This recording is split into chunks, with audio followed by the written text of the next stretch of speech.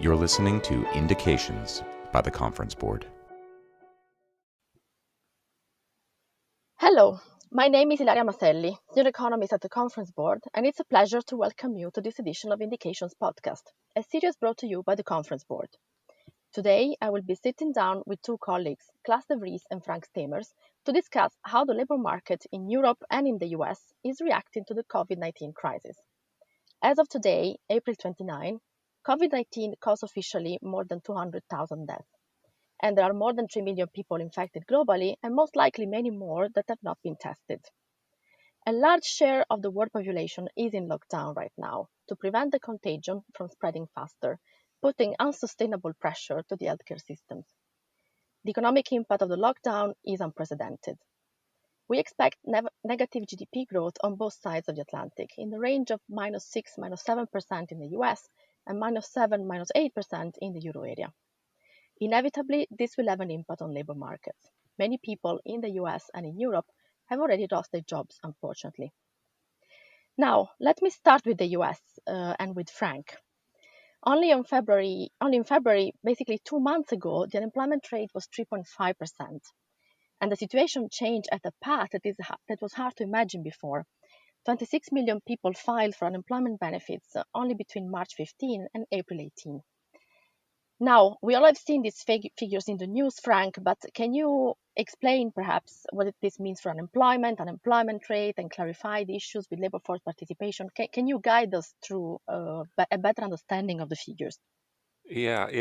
Of course, Hilary. I think it is extremely important that we, over the coming months, fully understand what we're actually looking at. So first of all, these 26 million unemployment claims, that is an extremely high number. I think nobody had expected that a month ago. Just to put it in some context, during the Great Recession, almost 9 million jobs on net were lost, and that was over the entire period. So from late 2007 to the start of 2010. So you can see that this time it will very likely be much higher. Of course, to react to your question, how to understand these numbers, because normally actually when we talk about unemployment, we don't actually talk about the unemployment claims. We talk about the unemployment that comes from the US Bureau of Labor Statistics. Now, just a problem with that is that it is monthly data, and we know that in this crisis everything is moving so fast. So we have now started to look at these weekly numbers, and these unemployment claims have started to add up. The thing with these unemployment claims is still that it is not exactly the same as how the Bureau of Labor Statistics would define unemployment. So what we normally, to be unemployed, you either need to be furloughed and expect that you can return to your job, or you need to be actively looking for work, willing to work, and be available for work. And we know that especially during this crisis, governments actually want you to stay at home. A lot of businesses are closed, so they're not looking for people. So it might very well be is what can happen in the next jobs report in the US. So that's May 8th. For everybody, put that on your agenda. What we can expect maybe is that a lot of people that have lost a job may not be classified as unemployed, but just not being in the labor force anymore. So I think with that in mind, I would definitely suggest everybody to, besides unemployment, look at other measures of labor market tightness, look at the employment population ratio, where you just look at do people have a job, yes or no. We also expect a lot to happen with hours worked, so look at just the hours worked measure, but also at how many people move from full-time employment to, for example, part-time employment for economic reasons. And I think that can give a better understanding of how severe this crisis will get. We expect that during April, May, we get to an unemployment rate between 15 and 20%. But as I was explaining, based on these issues with when you're classified as unemployed, yes or no, this may be a little higher, this may be a little lower. But I think most important is that we understand that it will be very high. And likely until the end of the year, it will remain very high in the US. And perhaps to put things in perspective, if I remember correct, in 2009, after the global financial crisis, unemployment rate was in the range of 10%. So what we expect now is basically twice as high. Right. Yeah.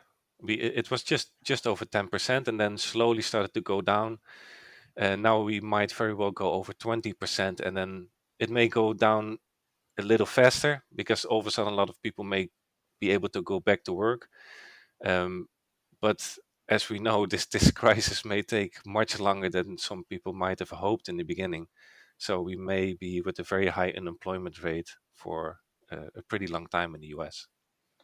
Okay, we're not starting with good news here. Let me move to class. Class, I know we don't have the same data in Europe on unemployment claims. So, do you have an estimate of what the current unemployment rate in the euro area is? I think the current unemployment rate, or let's say the official unemployment rate, is probably maybe ticked up a little bit. But it hasn't jumped that enormously, I would say. But as you know, I mean, of course, that has everything to do with how European governments have reacted to the surge in unemployment, as opposed to what happens in the US. Basically, in Europe, governments have set up these short-time work schemes, or many governments had these schemes already in place, or only they expanded it for this crisis. Which basically means that they are paying a part or a large part of the salaries of the workers, and as a consequence, the workers stay on the company payroll, so they will not be counted as unemployed. Now we do have some figures on these schemes. Some countries are more transparent about it than others. We'll talk about it in a second, but so we can infer, of course, from those numbers, right, from all those people that have applied for this short-time work schemes. And the numbers, just to comment what Frank has been saying, the numbers are really staggering. It's probably much more even than in the US. We're talking more in the range of, I think, about 30 million just for the large economies. And yeah, I think the same as in the US, this has been much bigger than expected. For example, in Germany, there are just over 10,000 people, just government employees, are processing all these requests. And in the Netherlands, a similar thing happened. The initial idea was to just use the same program that was in place, but it quickly became overwhelmed. The servers were internet servers were overwhelmed. They had to basically resort to a new program. So so yeah, it's basically the same story as in the US. It's much bigger than what was expected. Exception made for the fact that in Europe, a lot of people are not counted as unemployed because they are on temporarily furlough schemes that have been existing for a long time and now are being used massively. I know some figures circulated, class, on the amount of workers that are on those schemes. I know we did some research for France where data are being published weekly, and I think those data are really precious because they give an idea of the size of the shock. Can you go through those data in 2 minutes? Yeah, we have, like I said, some countries are more transparent than others. For France, we have by far the most detailed data. Actually, they do a weekly update, and this morning was their latest update. And they are currently 11 million workers on these short-time work schemes. And remember, this is, I mean, it doesn't necessarily need to be full-time; it can be part-time, right? But in any case, 11 million workers on these short-time work schemes, and that's actually 1 in 2 of all the private sector workers. So it's a massive amount of employees. Now in Germany, we only know. Actually, in the press release, they stated that they were so overwhelmed they don't have any numbers on applicants yet.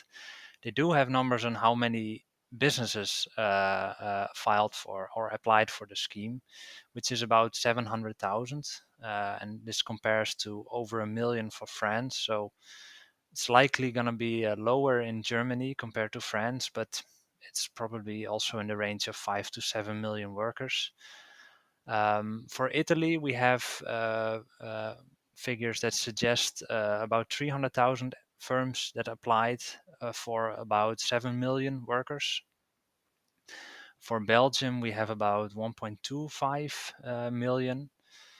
So yeah, you can just imagine. I mean, it's ranging from, let's say, 20 to 30-40% of the total workforce, I would say, across Europe.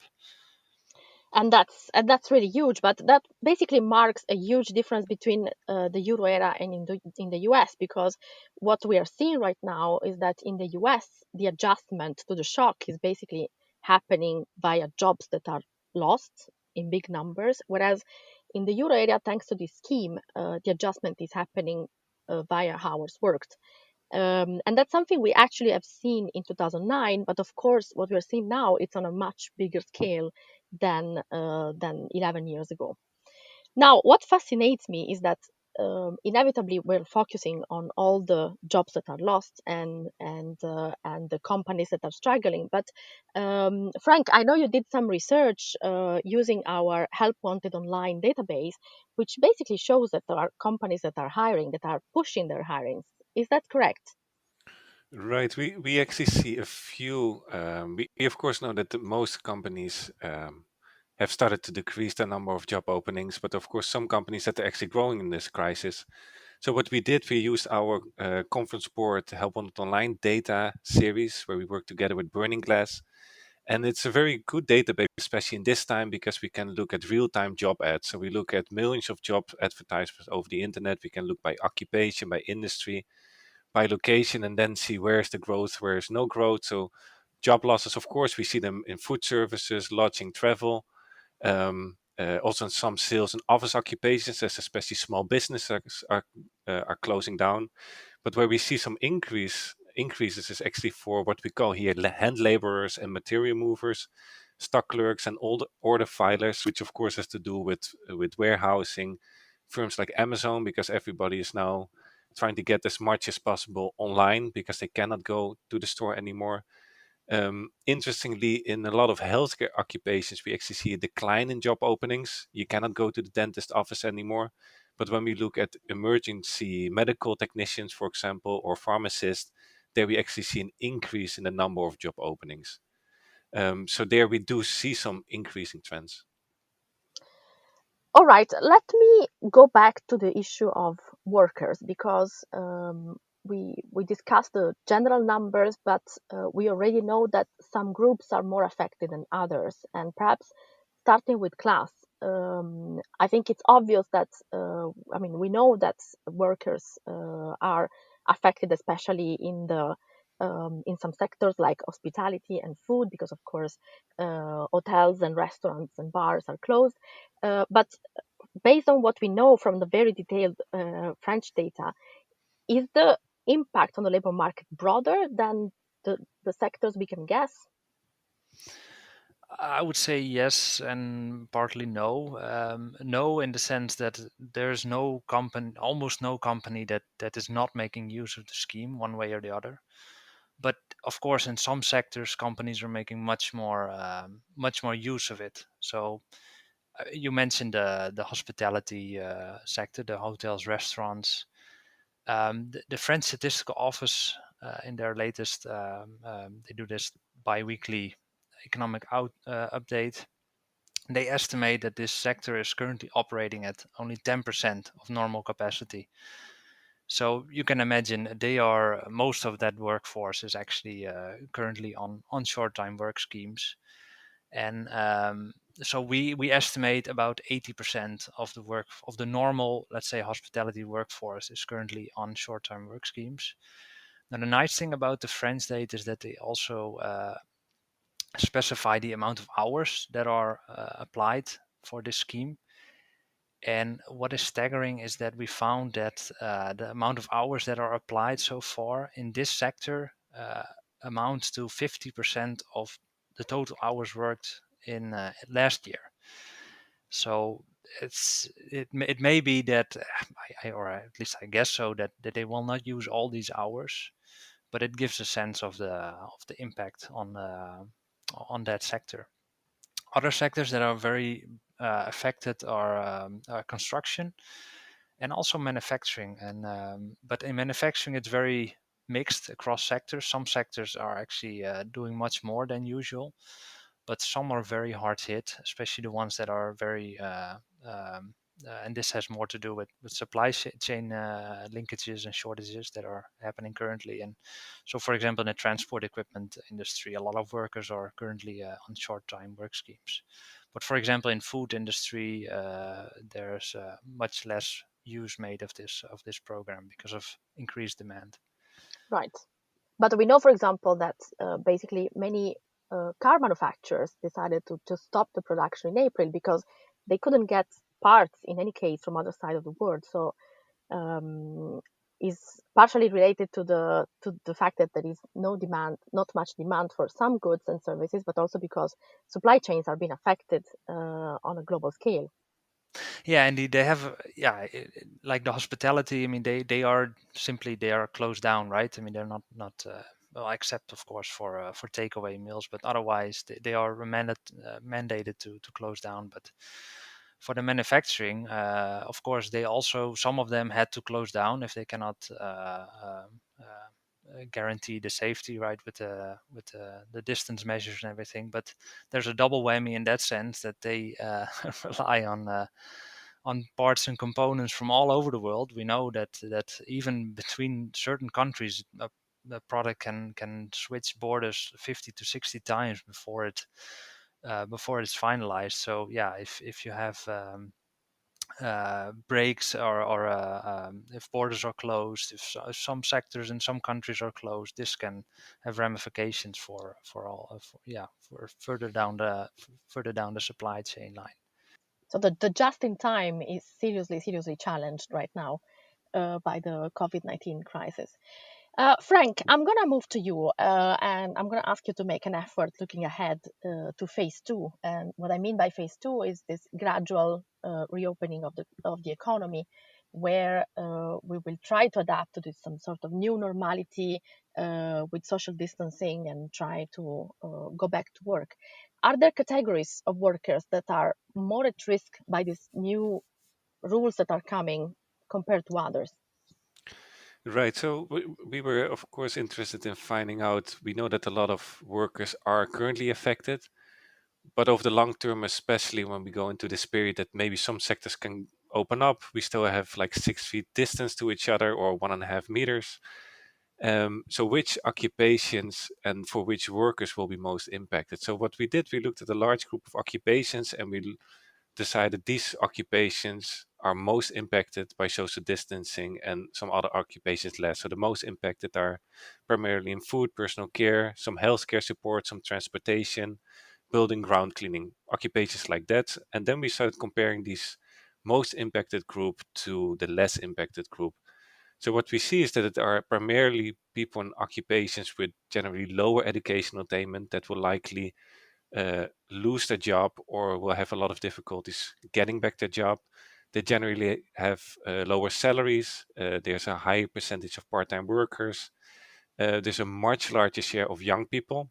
So a lot of young people that will now start to enter the labor market, they will have an especially difficult time finding a job. There are slightly more women. And when we looked at minorities, we see that there's a slightly higher percentage of African Americans. It is a little bit more visible for Hispanics, but then especially for Hispanic women. And it is actually the complete opposite of what was happening up to February, where especially in these groups we saw a lot of progress. So their wages were rising faster, poverty rates were declining, and now we expect to see the opposite over the coming months, and especially also going into 2021. That probably wage inequality will start to rise again. Poverty rates might go up. Labor force participation rates, especially for these groups, will probably start to decline again because it is more difficult for them to find a job. So basically, the virus itself doesn't discriminate that much, like seems like everybody. But when it comes to labor market consequences, a lot of people in lower education, lower wage groups, more women, more minorities seem to be more affected than others, if I understand well. Yeah. Right. We will take a short break for commercial announcement and be back in just 1 minute. Looking for additional business insights in this subject area and beyond this podcast? go to tcb.org/EU and explore our Economy, Strategy and Finance Centre. Uncover a large array of products hosted by the Conference Board in focus areas like global economy, labour markets and many others. Products include peer-to-peer networking events, expert briefings, publications, data and analysis, webcasts, videos and blogs.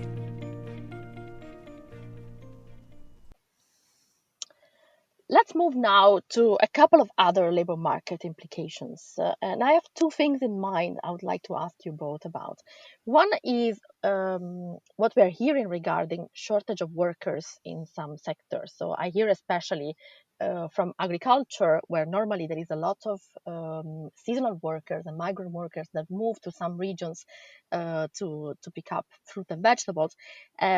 And this is something that is, of course, going to be really difficult this year. So how are companies dealing with those shortages? Are there any measures that you have heard about from companies or for governments, or will we all end up picking up strawberries in May?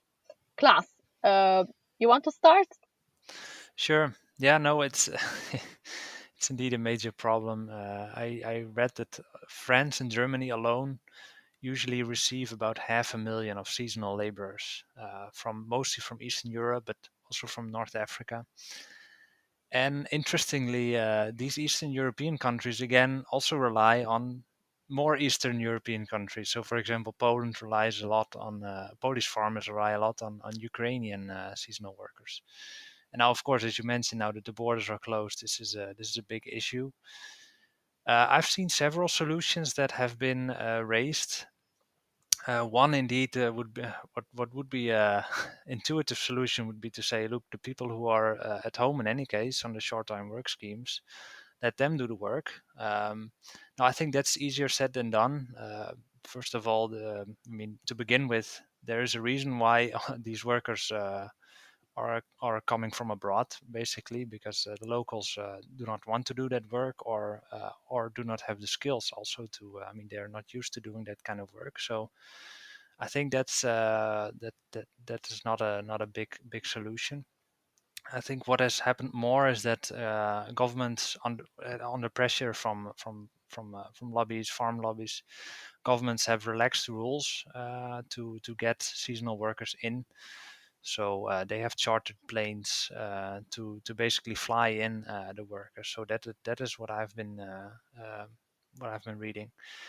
I think still there will be a lot of wastage of food products. So a lot of it will still go to waste, I think. Frank, is it the same in the US? So to just talk about farm workers, there are of course similar issues, and I know that the U.S. administration is talking about immigration reform or maybe making some changes, but that probably temporary workers will be excluded from that because they know that it is very very important, especially in the farm sector. Maybe something else that we see when we think about labor shortages, you see that some companies are in big trouble and they have a lot of extra workers. They either need to furlough, but we see that some multinationals have now started to work together to quickly shift employees from one company that is in trouble to a company that is actually now growing during this crisis. So some sort of work sharing or worker sharing programs. Yeah, some worker sharing, but done directly between private firms without the government stepping in. Okay, that's quite new. I want to discuss very quickly another issue, which is the increase in teleworking. And I hear and read the most different things. So the first thought that comes to my mind is that there was very strong resistance in Europe to let workers to work from home, and now, of course, all that resistance had to be broken, and because most people that work in office are on teleworking for obvious reasons right now. So I wonder, first of all, whether this will stay, if you expect that this will stay. And I also wonder whether this is damaging work-life balance instead of helping work-life balance, because it used to be looked at as a measure until a couple of months ago that would facilitate reconciling work and family duties. But right now, it seems very difficult for workers that are at home with children, of course, to work. Frank, do you want to start? Do we have data for that on the US, for example? So yeah, we actually have very good data on that. Something we have already been looking at over the last couple of years. Of course, now maybe to first answer your question, is this really teleworking helping to work-life balance? I think that's a good question. It is now more forced teleworking. A lot of companies that didn't have full-time teleworkers now all of a sudden have everybody working full-time from home.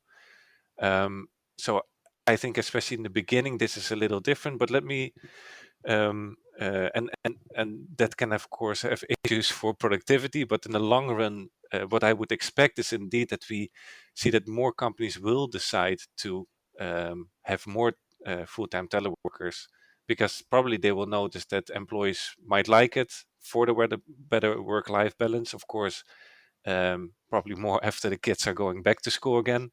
And for companies, it can be very interesting because they may want to save on some office space, and they are able to start hiring teleworkers from anywhere in the US or even in other countries. The works don't have to be close to the office anymore. So just on the data that we have in the US, what we see is that actually already since the early 2000s, there has been a gradual increase in the number of full-time teleworkers. And then we see it especially in computer occupations. So especially tech companies already have around 10% of their workforce working full-time from home. Then we also see it in some more financial business occupations, of course, more office occupations, and much less in the blue-collar manual services occupations. And that are also the occupations that are the hardest hit during this crisis. Klaas, is there any equivalent figures for Europe? Yeah, before I make a comment there, I think Frank made an interesting point there that maybe looking into the future or something that can stay from this increase in teleworking is indeed that it can may pose as a catalyst for increased teleworking across borders, or so-called telemigrants. So I think that is something that we should watch in the coming months to see what's going on there. Now, on the data in Europe again, the French are have some interesting findings here. The French Statistical Office did a survey at the end of March of around 40,000 business and asked them a lot of COVID-related questions. Some of it was on teleworking. It found actually that at that point, which was, again, it's the end of March, so it may be more by now, but at that point, about one in four workers were teleworking. 1 in 4 was still at the site, and the remainder was either on leave or on sick leave or on temporary work schedules, etc. So, but again, I mean, this differs quite a bit by sector, right? I mean, for some work, you simply cannot do telework, like we talked about agriculture, for example. So you could see that. Although we've broken some limits there, because doctors are now teleworking. I mean, they're doing diagnosis with pictures, and this is unprecedented, and actually is an interesting segue into the next question I would like to ask you. So I took a yoga class online for the first time in my life this month, and I didn't have to travel to deliver presentations, which normally I do almost weekly in this time of the year. So we have seen being performed online things that we could not imagine 2 months ago. And what I wonder is if this will be a big boost to productivity growth, which would be basically an unexpected but at least positive outcome of this crisis. Are we finally going into full steam digital transformation? Frank, Klaas, who wants to start? Yeah, maybe I can start with just a couple of comments. I tend to agree with you that on a micro level, indeed, this may have some positive implications. At least it can serve as a catalyst. We're already seeing some reports from various sectors of the economy that are really shifting into the digital, let's say, the digital economy. I would add, though, that we've actually done a fair bit of work around the digital transformation ourselves at the conference boards in the previous years. And one of the reasons why productivity growth has been weak in recent years, and why the digital transformation hasn't really brought these big rewards that we expect. I think some of it is, of course, due to the adaptation or adoption of the technique, and that, of course, will be solved, or will for a large part be solved. But I think one of the main points we argued is that why it hasn't really benefited the economy at large yet is because it's a difficult transformation to make. It's a very all-encompassing strategy. It's not just shifting to telework or shifting to e-commerce or whatever. I mean, you have to change business models, change your organization. And so, in other words, it's a difficult transformation to make, and I mean, in that sense, the coronavirus hasn't changed that dynamic, of course. So I would just add some caution there that I mean, it hasn't become easier to make the transformation, but as you mentioned, indeed, it can serve as a catalyst now that more people have to make use of it. It can serve as a catalyst for going forward to make this transformation. Frank, do you have a more optimistic view than that? I think in the long term, I would maybe be a little bit more optimistic. I think in the short term, like what currently is happening, I would be very surprised if we don't have a decline in labor productivity. I mean, we have now restrictions in place, so that makes it more difficult for people, for example, in factories or in stores. You cannot accept that many people anymore in the cinemas. A lot of companies are working from home for the first time. So that there are a lot of startup problems. So I expect that there's likely a very negative decline in productivity growth. Over the coming months, though, I expect that more companies will start to be able to deal with these restrictions. Companies will get used to this. So I would also suggest to company leaders to start looking at your remote workforce, remote workers, and to see, do they like it? Are we still delivering on our inputs, on our outputs? How can we make this work in the long term? How do I manage my workers?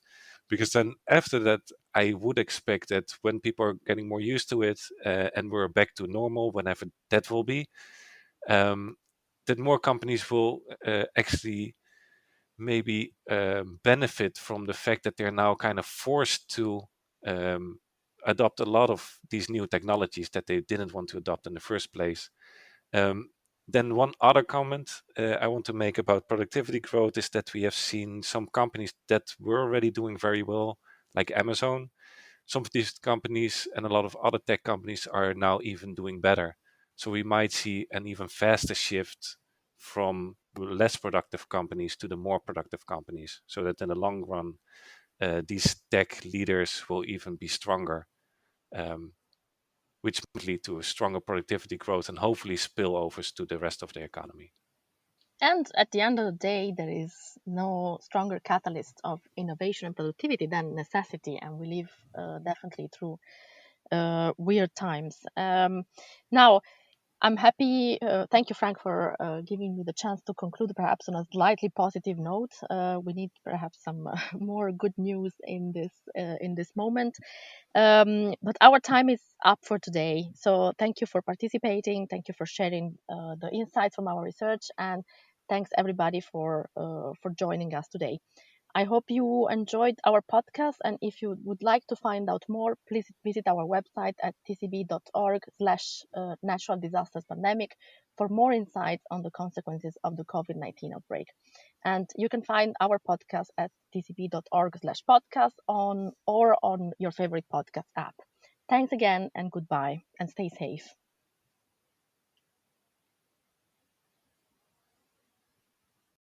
This has been Indications from the Conference Board.